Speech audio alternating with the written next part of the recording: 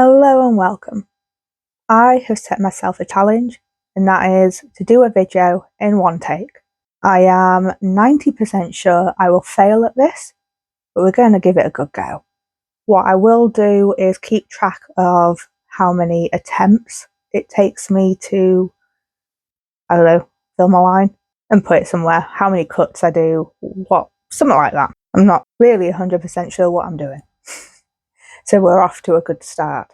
So I've set myself this challenge because sometimes my videos are a little jumpy because I'm not very good at filming a lot in a row. I will fall over my words.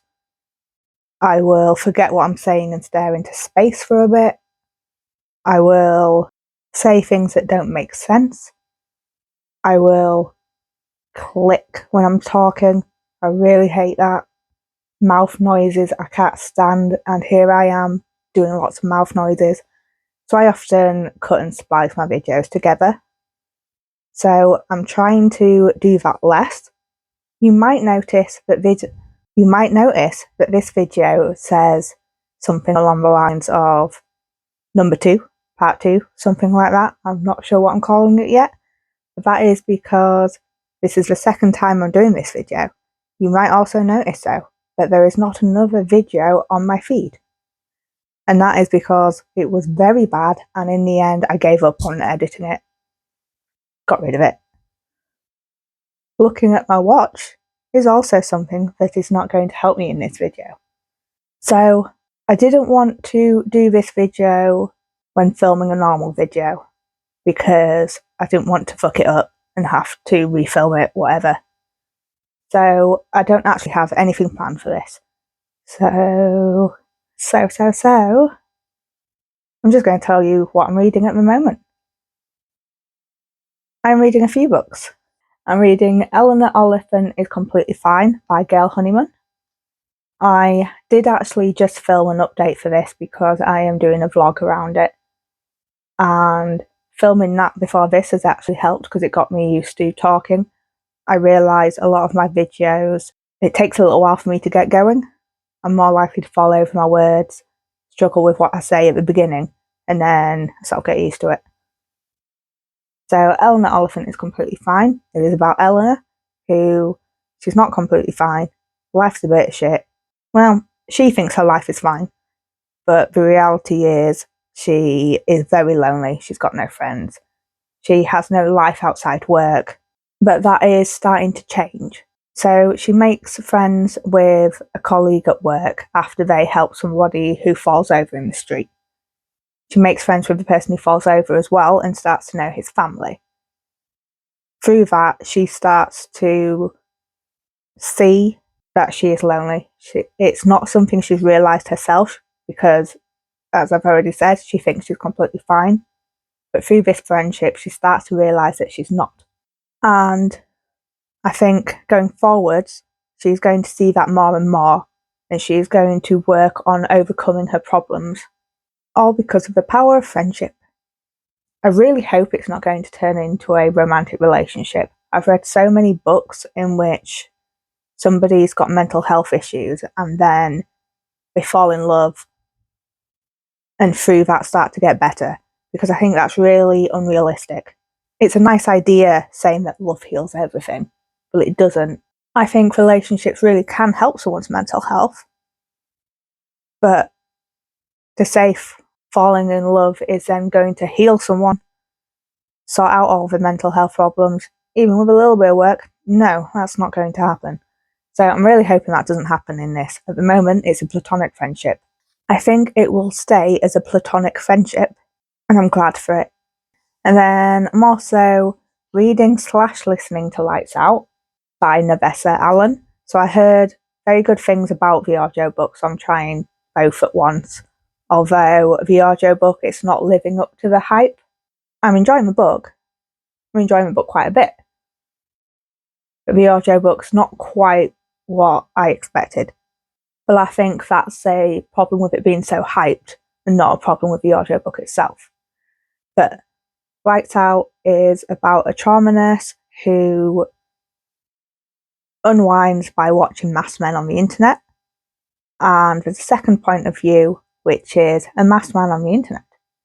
He has met her through a friend, so he's met her before, he knows who she is. So he breaks into her house, films a video there, leaves a mask on her bed. So it's basically a stalker romance for those book talk girlies and for mask talk girlies. I spend a lot of time on the book talk area of TikTok. I sometimes stumble across the mask talk area, and I can't help but look at the comments on videos. Often it's a mistake, not necessarily with these sort of videos, but any videos on politics, you don't want to look at the comments.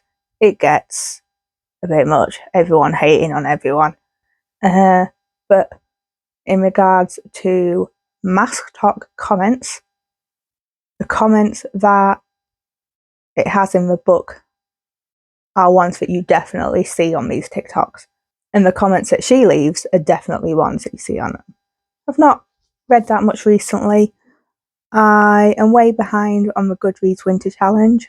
That finishes at the end of this month. So I am trying to read the books I need to for that, which means I'm not reading this. Eleanor Oliphant is Completely Fine is one of those books. So that one is my next focus. Then I'm also reading Social Constructionism. This is also not on the challenge. This is a non-fiction book, which is basically looking at the idea that knowledge is socially constructed. It's an interesting read so far. I'm really not that far into it. This book's a bit of a state. Yeah, that's that. And then, this one is for the Goodreads challenge. I'm reading The Second Death of Locke. This is... I only started yesterday. I'm about 100 pages in. So the main character in this book is Grey. That's her name, not the colour she is. She is a well, which means she has magical power, but she can't necessarily use it. What happens in this world is she is paired with a mage. The mage does not have his own power, but he can draw from her. So it tends to be that mages and wells are paired together, and it just so happens that the mage she is paired to, she grew up with. She knows him very well. She's also in love with him. However, she doesn't believe that he is in love with her the same way. I disagree. I think this book is going to be a love story between these two. I think this story is going to be a love story between these two characters. But Grey is a well, and when wells and mages are attached to each other, what tends to happen is the well becomes the hand of the mage. So as well as being a source of power, she is also his protector, is sort of his knight, and they are serving in an army. They are sent on a mission to get a resource, and now that they've secured that resource, they need to take that resource from one place to another. And that's pretty much where I am. There is one more I'm reading. I'm also listening to King of Greed. I think it's in the Kings of Sin series. It's the second book and it's by Anna Huang. I can't actually remember what the second book's called. It's King of something. I want to say Greed, but that could be incorrect. I'm listening to it on audiobook. It's a series where each book follows a different couple. This one, I was really looking forward to it because my favourite characters in the first book are the ones that it centres on in the second book. One of the characters is working in the Valhalla bar, and the other one is a customer of the Valhalla bar. So the Valhalla bar, the people who visit it, the clientele, they tend to be loaded. There is also a no fraternising rule. We all know that's going to be broken. Apparently, I have no idea what's going on in this book. I think I'm like nearly halfway. About a quarter of the way. And I can't tell you anything about it. Characters are Kai, and I can't remember what the main character is called, who's female. This is going very well. I don't actually think I have anything to say with that book. So this has actually gone better than I expected. I think filming a video before this has helped a lot. It ensured I was feeling a bit more relaxed, probably warmed up my vocal cords, that sort of jazz. I don't know how I'm going to do these videos in the future. I want to do them every couple of months in a way of trying to improve filming. I think it's a worthwhile exercise because I think it will make me better at filming videos and talking in front of a camera, which will lead to editing being easier, which will then lead to better quality videos. And I think what I'm going to do is, because I've definitely not done this in one, I'm going to count how many cuts, I guess, I do in the video, and then keep a record of them. And then when I do this video in the future, try and do less cuts, try and speak more seamlessly. And then I might try and find a way to make the video a bit more interesting or even more challenging, like set some sort of challenge. I mean, the whole thing is a challenge, but just doing a video in one take when all I'm doing is telling you what I'm currently reading, it just seems a bit naff. Doesn't seem particularly interesting. You might disagree.